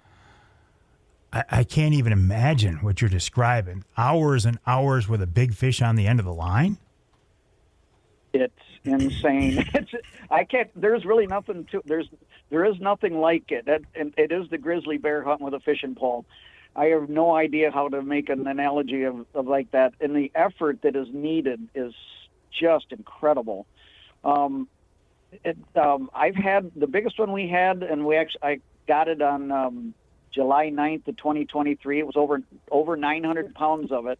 It dressed out just under 600 pounds. I mean, no head, no tail, no guts. And this dressed out just under 600 pounds. Took us 4.5 hours to get that fish in. That actually, everybody listening can watch that on the Facebook version of Real Respect Charters. Just scroll down to the videos because I do edit them and get them so that they're formatted for televisions and all rated G. So it's family-friendly videos, and I insist on that just the way I'd like it. But it's a lot of effort. There's just nothing like it. It is just incredible effort that's needed. Well, and speaking of videos, you actually live stream from way out there in the ocean off your boat, don't you? I do. I have Starlink, and I get out there ways sometimes, and I used to just do it on cell service, but when you're out 30, 40 miles out of Gloucester Harbor, Harbor. Yeah. So we go out there quite a ways. If we're on Jeffrey's Ledge, which is, a lot of people that watch Wicked Tuna have some some familiarity with that. It's an underwater plateau, kind of like Standard Rock is. There's a bunch. It's just there's a bunch of the fishing grounds around Standard Rock and Lake Superior. A lot of underwater plateaus that are out there, and that's what we're fishing for out there. You mentioned it on Greenway Outdoors when Kyle Green was aboard the boat there a couple years ago, and he goes, "This reminds me a lot of fishing for like bluegill with bobbers and lines. It's just the equipment you use is just much, much bigger. There's a lot of similarities. We're just a lot bigger gear." So, how does a Michigan salmon and walleye guy even know how to gear up and target and find giant bluefin tuna? Well, that was when I was a kid. I can still remember the day that my dad took me. My dad and I were watching something, and I don't remember if it was Mutual of Omaha or one of those outdoors programs that talked about Ernest Hemingway and how he changed fishing on the East Coast. A Michigan trout fisherman that just loved the one-on-one, the mano-a-mano of battling a trout in Michigan streams. He says there's got to be a way to do that as a fisherman on the East Coast, because when he went down there to do that in the early 1900s, they were using ropes and winches. They weren't using fishing rod and tackle. There just wasn't any gear like that. So he kept writing stories about there's got to be a way to make fishing reels strong enough and rods strong enough to battle a giant bluefin. He was extremely inspirational in the very first clutching fishing reels and the gear that was necessary so that one man could battle a giant bluefin or a big blue marlin with rod and reel tackle. He wanted that there's got to be a way to do it. There had to be a way, and he was extremely inspirational. That they built Finn Knorr, who was still a reel company. They made one of the very first clutching fishing reels, and once he got that, he held many, many records for years and years in the early 1900s into the 1950s. Darrin, hang tight. We've got so much more to talk about, but unfortunately, I have to take a break. Or fortunately, it's how we pay the bills. Got to take a break here in the Outdoor Magazine show, but when we come back, more with a fascinating concept from Michigan Charter Captain Darrin Howard of Real Respect Charters, realrespectcharters.com, and the Facebook page, about battling giant Atlantic Ocean bluefin tuna.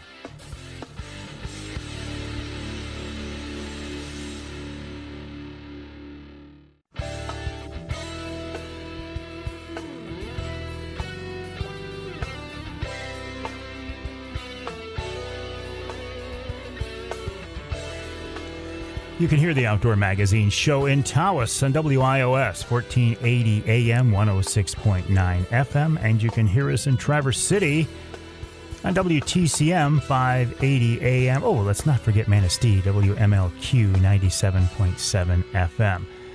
This segment of Outdoor Magazine, all right, this is going to be a little bit redundant, okay? This segment of Outdoor Magazine brought to you by that company right there, and you just heard the spot for them, so I apologize, but I'm a big fan of Michigan-based, family-owned Rapid River Knives. You know, two terms right there, Michigan-based, family-owned. That's what I have based my business plan on, Michigan-based, family-owned, and Rapid River is a sweet spot because we all love our knives. I think a knife is one of the most valuable tools that you can carry. I have mine all the time. It just came out of my pocket right there. Stop by their showroom on US 2 or go to the website rapidriverknifeworks.com. That's rapidriverknifeworks.com. You will see what I mean. Don't confuse Rapid River with a similarly named Upper Peninsula knife company that had to go out of business because they were doing some things wrong. Rapid River doesn't do the wrong things. Handmade by craftsmen, guaranteed for life. Stop by the showroom or go to the website rapidriverknifeworks.com. Speaking of somebody else that does things right, and Charlie Rude and I here in the studio, we're just checking out the videos that Captain Darrin Howard's talking about. He is Captain Darrin Howard of Real Respect Charters, realrespectcharters.com. Cap, you were telling us to go to your Facebook page and check out your videos that you guys are live streaming from the Atlantic Ocean. We just did that. Holy cow, is that cool?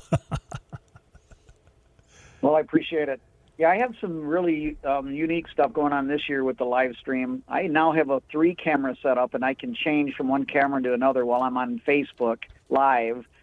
And I love doing that for the people that are aboard so that their family and friends can be at their Super Bowl. Because when they're battling this giant bluefin, to get their family and friends watching that, it adds pressure to it. But that's all of, everybody knows you're in the Super Bowl. You're watching, your family's watching, and I want them to watch live while we're battling it. And it's really cool to have people in Michigan go, hey, I left for work at 7:30. Is this the same fish that I'm coming home from work? Is this the same fish that you guys are battling at 30 this morning? And I was like, same fish. We're getting tired, but it's the same fish. Hey, I'm just curious. This is a little inside baseball. Are you using StreamYard, or what are you using for your live streams? I'm using Mevo Tech. I'm using the Facebook live stream. Okay, is what I use. Well, they're very cool. Yeah, it's just a neat little side bit that that keeps everybody here involved with that.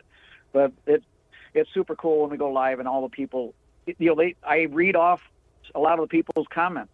So while we're doing it, it's really cool.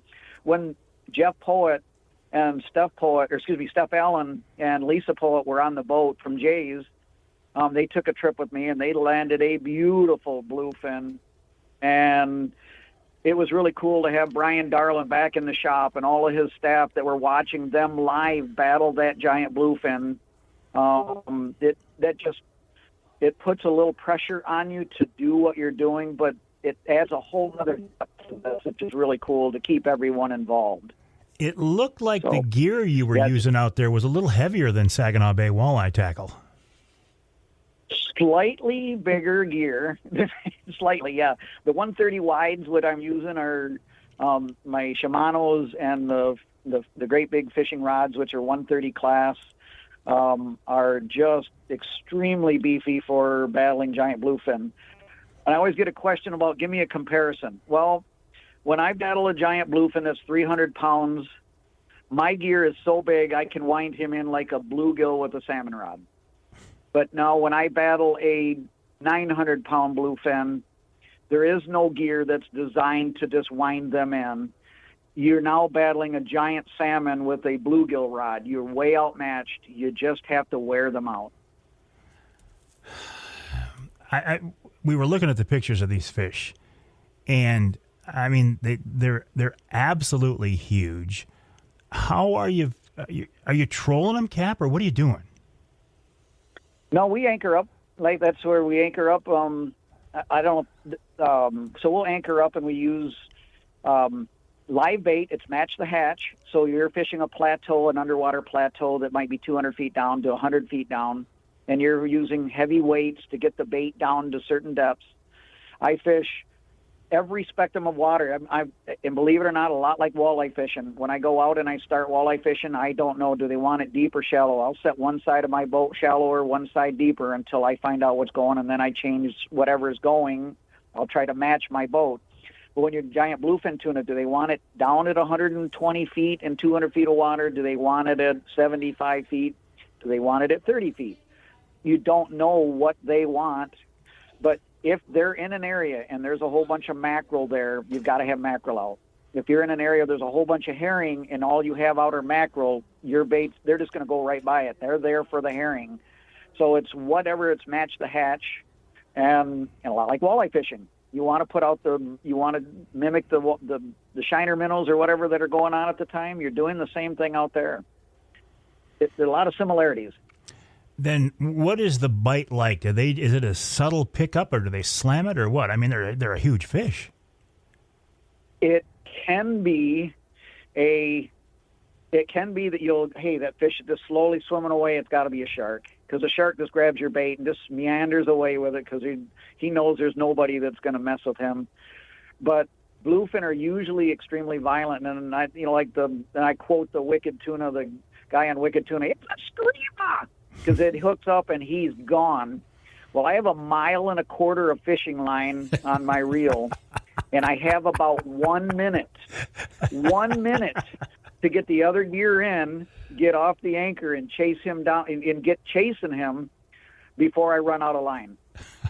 And I have a video on there where that almost happened.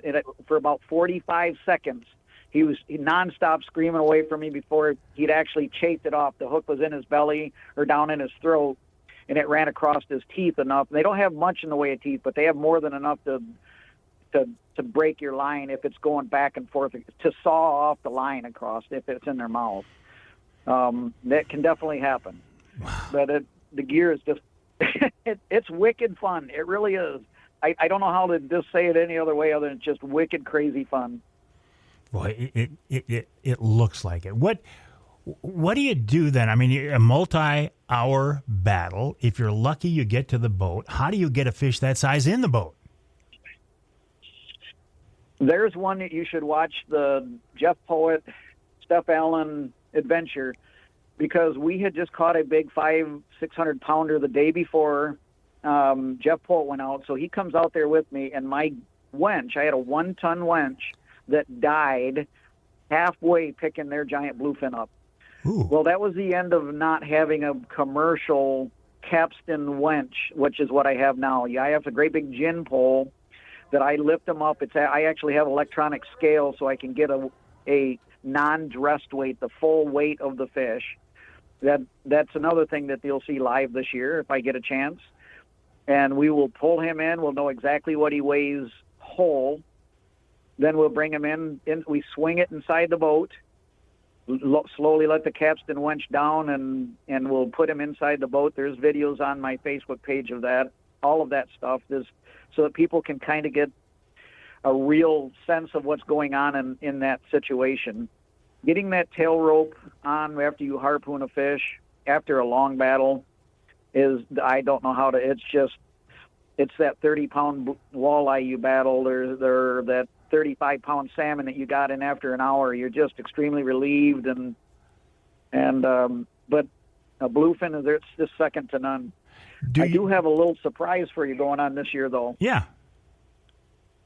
I have the infamous Mr. Dick Donovan for an Adventure One Charters, Dave Maxwell from Timeout Charters, and everybody knows Jason Graham from Send It Charters. They're coming out with me on July 20th through the 25th.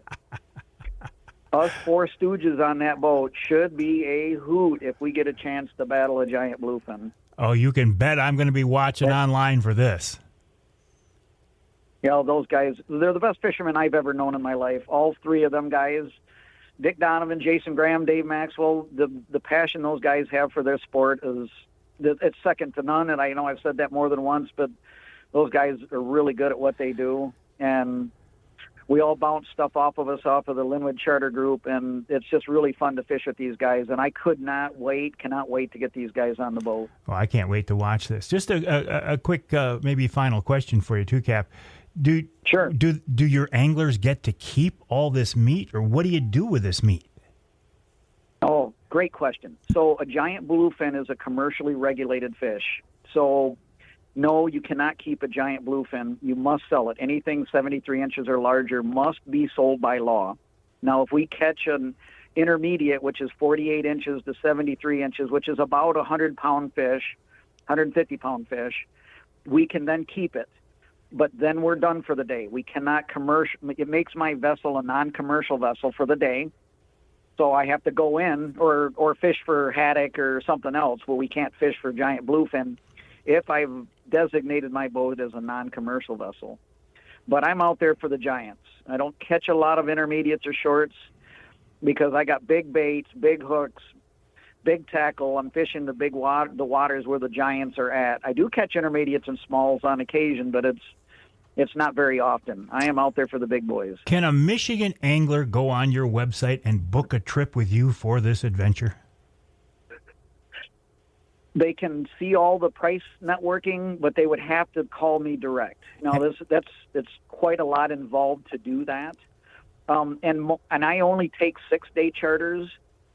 So the odds to hook up in 1 day is maybe at best 6 days. Wow. You're not on the water 6 days. I mean, you can be, but it's a week-long adventure. 6 days as far as a week goes.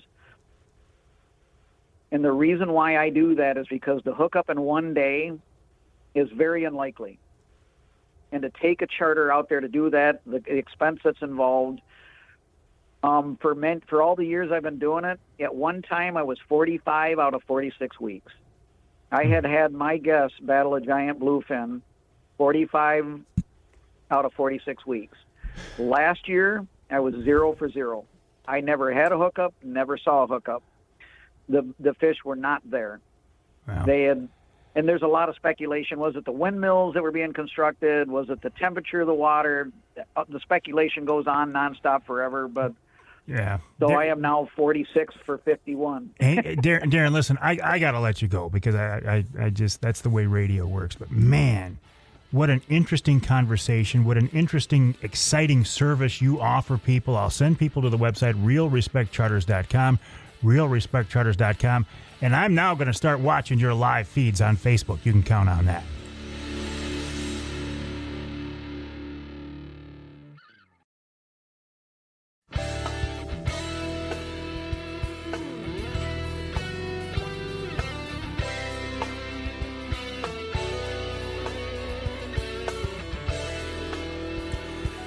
You can hear the Outdoor Magazine show in Newberry, WNBY, 1450 AM. Now, I am going to be listening to WNBY the third week in September. You know how I know that?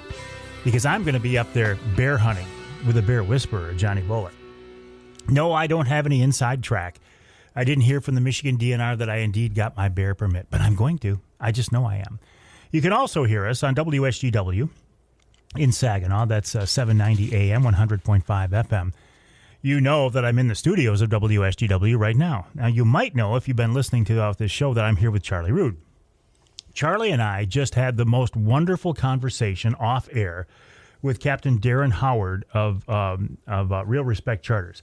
What you heard on the air from him about fishing bluefin tuna in the Atlantic Ocean is just part of it. He's just a really, really good guy. I mean, Charlie it's pretty cool to hear what he said, right? I mean, the guy knows what he's talking about, and he spoke very highly of Charlie in the morning show here at WSGW. In fact, Charlie said he doesn't even need the throngs of adoring fans that are out there in the parking lot today. He's got his fix from Captain Darrin Howard. So just a good conversation, just a good experience all the way around. And I'll tell you what, the Cap says he knows I'm very close with my grandsons.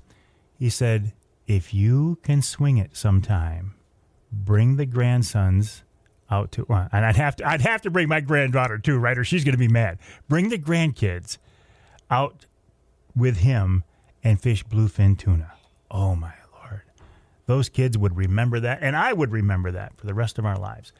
And that's what he does. He did this service, this charter service, to provide the experience of a lifetime, and I think it's pretty cool. Wow. All right, on to other things here. I wanted to remind you, speaking of experiences, outdoor experiences, and this is very personal to me. This is very close to me. The third annual Mike Avery Outdoors Charity Golf Outing. I keep talking about it because we are raising money to get kids involved in the outdoors. I'm not talking about taking a bluefin charter to the Atlantic Ocean. I'm just talking about getting somebody outdoors, getting a kid outdoors to fish for bluegill, fish for walleye, to hunt squirrels, or to do anything. That just doesn't happen as much in today's world as it used to, and that makes me very, very sad. So 3 years ago now, we started this Mike Avery Outdoors Charity Golf Outing. We started originally the first 2 years raising money for the MUCC Youth Camp. MUCC and the Youth Camp are unfortunately gone, but fortunately, Steve Wyndham, a friend of mine who used to be at MUCC, had moved on to a group called Outdoor Mentors. I said, Steve, can we work with you guys? Would this be a good fit? And he said, it's a perfect fit, and we would love to work with you. Now, the third annual Mike Avery Outdoors Charity Golf Outing coming up Friday, July 31st at the West Branch Country Club in beautiful West Branch in beautiful Ogemaw County. We still have openings for golfers, and we have openings for sponsors for the event. If you go to the website, outdoormentors.org/Avery. Again, outdoormentors.org/Avery. One more time, outdoormentors.org/Avery. On that website, you can sign up to join us, and we would love to have you. It's a great, great cause, getting kids in the outdoors. 501c3 organization. All of the money raised will stay here in Michigan. We're not shipping it, part of it, back to Kansas or anything like that. It's going to stay right here in Michigan. So, again, it's Friday, July 31st at the West Branch Country Club. You don't have to be a scratch golfer to join us. I'm not a scratch golfer. I haven't played as much golf this summer as I want, and my game is it's not where I want it to be. But you know what? We're there to have a good time. We're there to enjoy a beautiful course. The folks there treat us just wonderfully, and I'm real excited about it. Friday, July 31st at the West Branch Country Club. Again, outdoormentors.org/Avery, outdoormentors.org/Avery. Now it's not as exciting as targeting big bluefin tuna in the Atlantic Ocean, but I have had a chance to be out on Saginaw Bay. I've got 3 now charity charters coming up here in the next week, so I'm going to be very busy with that. I don't look at my chartering. I mean, I look at like Captain Darrin Howard. This guy takes it to the next level. Okay, I got my captain's license just so I could legally do charity charters. I'm not guiding for money because a couple of reasons. Number one, I don't consider myself to be a good enough angler for that. And the second reason is there would be people who would book trips with me just because they know my name. And I don't want to do that to my friends who are full-time, serious charter captains. I have many friends who are just excellent captains who work very hard. They're going to catch a lot of fish and show their clients a good time. And I don't want to take clients or money away from them because they're my friends. I use them as resources. When I can't find fish, I get on the phone and say, help me out. So I do charity charters. So far, we've done, the first one of the year was for Brian's house. The next one coming up, in fact, tomorrow is for Outdoor Driven, a group formed to get veterans and first responders in the outdoors. Then my next couple of trips are for my church, Trinity Monitor. So that's what I like to do. And God has blessed me to be in a position where I can do it. So I'll take it. We'll take a break here in the Outdoor Magazine show. When we come up, we're going to wrap it all up with wild game chef extraordinaire Dixie Dave MInar. I've been in very close contact with Dave the last several weeks. Dave went through a rough time. He had a really pretty serious medical scare that got a lot of us nervous, but he fortunately pulled through. Also been talking to Dave about some funeral issues for my father-in-law, who we lost. So a lot going on in the world between me and Dave, and we'll talk about something a little more upbeat, and that is a wild game recipe coming up after the break right here on Outdoor Magazine.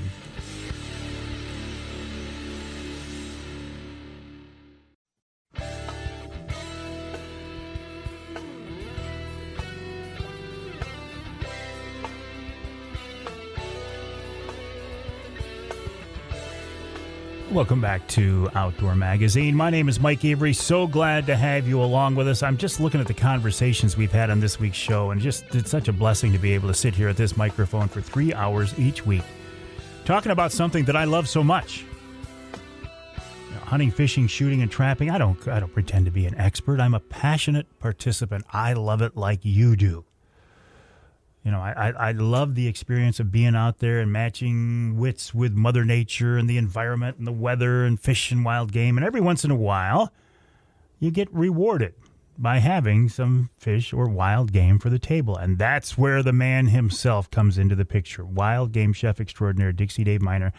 I use that title not haphazardly at all. Wild game chef extraordinaire Dixie Dave MInar. I have seen this guy in the kitchen. I have seen this guy in the grill for many, many years now, and everything he does is an absolute masterpiece. And he's with us now on the Outdoor Magazine phone line. David, welcome back. How are you, Mike? I am doing very well. Had an interesting conversation. You'll have to hear this when the show airs, but with a guy a Michigan charter captain who goes to the Atlantic Ocean and he targets 900,000-pound bluefin tuna. Great conversation. I was thinking, man, what could Dixie Dave do with 900 pounds of tuna? Tuna, wow. What do you have for us this week, Dave? I'm sure it's not tuna. No, well, we could make tuna with this too, if you wanted to. It's on page 37, and it's the walleye with the phyllo dough. Oh, yeah. This went really good when we sold this at the restaurant. Let's hear it. already. It's for 4 portions, so you need about 8 ounces of boneless, skinless filet per person. Preferably the thinner fillets would be working good, but if you got a thick one, you want to slice it in half. You need about 1 to 2 leeks, desanded and diced medium fine, 2 stalks of celery, diced medium fine, a small onion, diced medium fine, 1 package of wild rice blend, about a half a teaspoon of oregano, or whatever your favorite spice would be. If it's basil or thyme, half a stick of butter, breadcrumbs dried, and 16 sheets of phyllo dough. This sounds intimidating, but it's actually quite simple. You want to cut them in half and make 4 equal stacks of each. Follow the box instructions on how to butter and layer the sheets. So what you want to do is paint each sheet with butter and sprinkle a little bit of breadcrumbs on it, kind of keep it separated as it's cooking, and then in between each sheets. In a small amount of butter, lightly saute the onions, the leeks, the celery, and the spices for just a little while, just kind of like to break the flavor loose, and you don't want to have it too hot to burn. Add the rice blend, stir in your rice and the vegetables in the butter. Add 1.5 times the volume of hot water. Bring it to a boil. Reduce the heat to a simmer. Cover. Stir occasionally. Cook gently till almost all of the water is absorbed. Set aside to cool. Uncovered. Each portion you'll need 8 sheets. So you're going to have 4 stacks of the phyllo dough. So you arrange your stacks so you can work comfortably. If the fish is thick, slice it in half. It's like I said before. Place some of the half of the fish on the bottom, and then 3/4 near one side of the edge because you're going to roll this up. Spoon some of the rice mixture on the fillet, and place the other half of the fish on the top. Fold the bottom edge up in covering the rice mixture. And then you're going to take the outside edges and fold them in, and then you're going to brush the edges with butter, and now roll them up and paint the entire surface pack with the melted butter. Place the seam side down on a greased baking sheet. Bake at 375 degrees. You want this a little hotter than normal for about 15 minutes, or until golden brown and flaky. You'll be able to see when it's done. Serve with melted butter and lemon. And you might have to bake it 15 to 20 minutes tops. So you want to make sure that it's golden brown and crispy. This is really an outrageous looking dish when it's done, and it's actually quite simple. It looks very, very elegant. It does, doesn't it? Yeah, I remember this one. Thank you for that, David. Also, I got to ask you, are you back in the kitchen yet at the King's Dish? Not yet. I'm getting there, though. I can tell by the sound of your voice you're getting stronger every day. I'm so happy about that. Yep. And I'll see you next Wednesday. All right, buddy. I will look forward to that, and I appreciate you joining us on this week's show because Wild Game Chef Extraordinaire Dixie Dave MInar is a big part of the Outdoor Magazine show. Oh, I've been working with this guy forever, and he's just, I've used this term before, but he's a sweetheart of a guy. And if you know Dave, you know what I'm talking about. My name is Mike Avery. This show is called Outdoor Magazine Radio. There is a podcast version of the show that you can also check out. My website, MikeAveryOutdoors.com, MikeAveryOutdoors.com. I do live streams every week. In fact, coming up, we were going to do a live stream with a DNR Fisheries Chief, Randy Claremont. We were going to do that the 17th on Saginaw Bay with Mr. Angler Quest Brad Dupuis. We've had to move that back to the 24th because of a scheduling conflict. So look forward to that. Golf outing coming up, of course, Friday, July 31st at the West Branch Country Club. Go to outdoormentors.org/Avery to sign up. That's outdoormentors.org/Avery to sign up. Have a great week, my friends, and I will talk with you next time right here on Outdoor Magazine.